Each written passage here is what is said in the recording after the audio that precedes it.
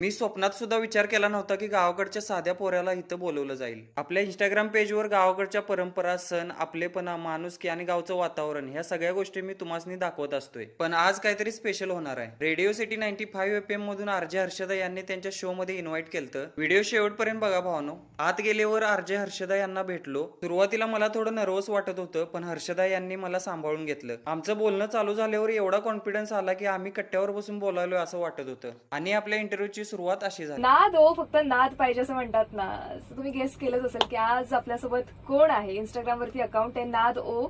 तर अमोल, काय सांगशील तुझ्या जर्नी बद्दल? याची उत्तरं बघण्यासाठी अकाउंटला फॉलो करून ठेवा. तुमच्या आशीर्वादामुळे कोल्हापूरचं नाव गाजवायची संधी भेटली. लवकरच आपण 50K करूया. माझ्या बहिणीने जास्त सपोर्ट केला आणि मित्र वगैरे आता मला ह्या सिच्युएशनला मदत वगैरे करतात. शूट संपल्यानंतर चहा पिलो. तुम्हाला एक गोष्ट सांगायची आहे. रेडिओ ऐकताना आपल्याला वाटतं की आरजे फक्त गाणी लावतोय, पण त्यामागे मेहनत पण खूप घ्यावी लागते. आरजे हर्षदा